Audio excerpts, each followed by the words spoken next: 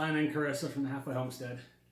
Today we are going to talk about a couple of decisions that we've made recently regarding planting our mini orchard slash berry bonanza sort of thing over here on the homestead, and how we came to those decisions, and that about like what we wanted to do and how to protect what we're trying to build.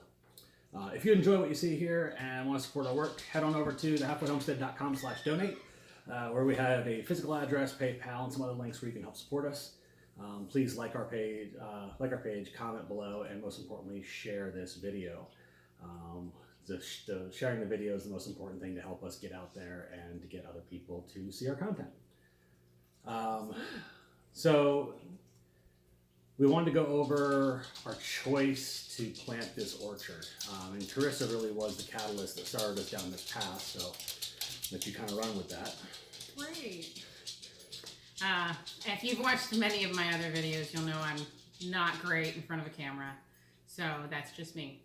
But in terms of discussing trying to put in a mini orchard, trying to put in more berry bushes and things like that, we love elderberry. We love it for the health benefits. We love it for the taste. It's great. You can do a lot of different things with it. Syrup and jams. Elderberry syrup is great immune boost. So we've got a couple on the property. I would really love a lot more. And I've been propagating some a little bit here and there. And I was like, hey, we've got this whole kind of side field kind of area. And I asked Len a few days ago, last couple weeks maybe? Yeah, about 2 weeks ago. Yeah, because I think it was about a week ago that we really started all this. And I said, hey, what do you think about maybe taking down some trees and maybe just making this whole area, berry bushes, or something mini orchard like that. So as you can tell from our wording this morning, it's still kind of a work in progress. We've been talking through what that's going to look like. Do we do short? Do we do tall? Do we do all berries, all fruit? What do we do here? So definitely elderberry was a huge thing for me. Love elderberry and definitely want more of it on our property. So one of the things that is interesting about this particular spot is about 2 years ago we put the land is on a slope. It's a pretty significant slope. And when we first moved into the property about 5 years ago, we saw there was a lot of erosion. So we had actually put in a large swale about 2 years ago. That swale right now is about 3 feet wide, 18 inches deep, and it runs about 150 feet or so across the property. But that swale cuts right through this piece of property that we're looking at for putting all this stuff. So we have an advantage that south of the swale holds a lot of water. And so we can put some plants in there like elderberry that like a lot of water. And so it's an interesting thing that we're going to have to work around. And we'll probably put some pictures kind of popping in and out of the video here to help explain some of that and give some visuals, along with maybe a couple of still frames of before we cleared it, after we cleared it, and then as we get things planted here in the next week. Looks very different.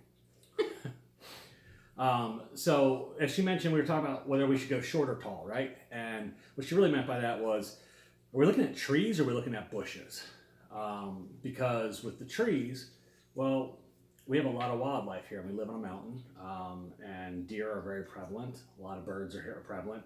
If you've been following us for a while, we have ducks and chickens and stuff like that. And so as such, we already have a lot of natural other birds that come in and try to eat all the duck feed and so forth, blue jays and cardinals and all kinds of birds, finches. So woodpeckers.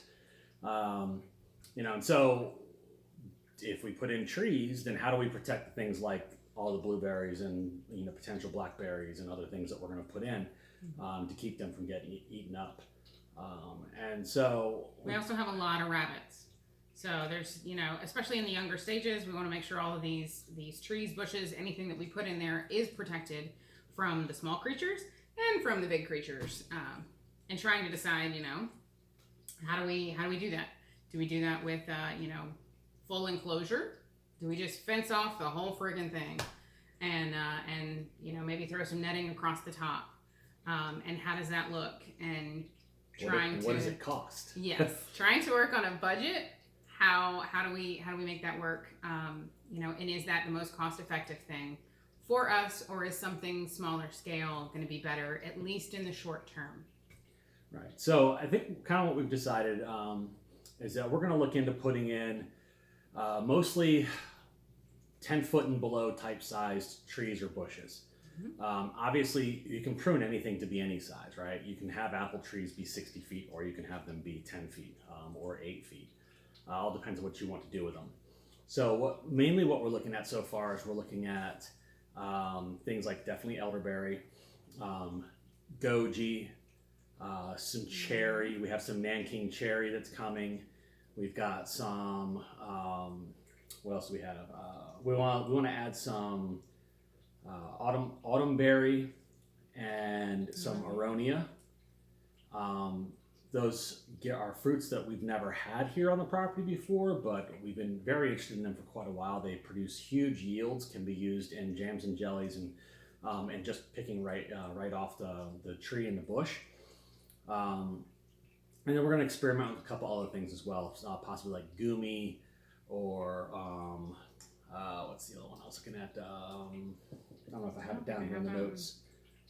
No, I got another one in the office, but most of these we can keep at below 10 feet, which allows us to be able to do most of it from the ground, right? We don't have to necessarily worry about too much of being in a ladder to pick or what have you. So we're going to stick with that. And then on the south side of the swale, we are going to put in some mulberries, which are going to get much bigger. And there'll be some elderberry there in the understory of the where the swale is. So those should be fine. We don't necessarily care about that so much. Those can get nice and big, and who cares? Be plenty for all the birds, and we can get everything that's low down to the bottom for us. And we're going to start with just kind of putting some small perimeters around these baby plants, just some like chicken netting and so forth to keep the rabbits out, I think. And from there, we're going to pretty much just kind of see what happens. There is some deer pressure, but kind of hoping that we can minimize that. The main thing we thought about there is that overlooking this area we cleared is a giant oak tree, and perfect spot for a tree stand and a bow. And I have room in my freezer. So we're thinking that we can very easily walk out the front door. We just cleared this land 3 days ago, and there's already deer tracks in it. So we know that we got deer walking through here in the evenings and the early mornings already. We've seen them as close as our back porch. So it's definitely something we think that they're going to want to come in and eat some of this stuff. And at the same time, we're going to want to put some food in the freezer. So we'll probably do that. We are going to plant quite a bit along the edges of things that we don't really care if get eaten. American Beautyberry is one that deer really, really like. It's gorgeous, it has these beautiful pink berries, and it makes beautiful looking jam. But we're never going to need all that we can plant. We can plant those really, really cheaply. And we kind of use that as a hedge along the driveway in between the dogwoods and the redbud trees that we have. So that's kind of what we're talking about right now. And we're hoping to bring you guys along with the journey. And as we move through the different stages, and we'll have different, probably a couple different videos. We're looking at doing tree planting this weekend. Trees should be arriving tomorrow or Thursday. Today is Tuesday, we're filming this, May 12th. And so we're going to go ahead and hopefully get all this stuff in the ground over the next 4 to 5 days, and really get a head start. If you've been following the weather at all, you know that like most of the country got this crazy freeze going on this past weekend, and we definitely got hit by it. Everything that we had growing in the garden is dead, so we get to start all over again. Yay. Lesson learned. We knew it was coming. We probably could have done something to put some row covers or something over top of it and protect it. We didn't. It is something we will fix in years going forward, for sure. Absolutely. Because we're losing quite a few weeks worth of growth on a lot of stuff. So, but yeah, so that's where we're at so far. I don't know if anything I missed or that you wanted to talk about. I don't think so. Okay. So that's what we got so far. Again, we'd love a share if you wouldn't mind. If you like what we got going on. We've got another video coming up that we're working out the layout for it right now, but essentially just to kind of give you guys a heads up, talking about where we've been for the last 2 years. I know we had quite a few of you following us for a while, and then we fell off the map. What's been going on, and why that happened and what we're going to do going forward and what our plan is. So be looking for that. Should be posting the next couple of days.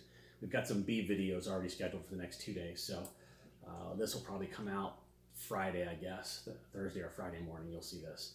So by then, we'll already be planting, and it should be awesome. We're looking forward to it. So thanks for hanging out with us, guys. And I'm Len. I'm Carissa. And God bless. See ya.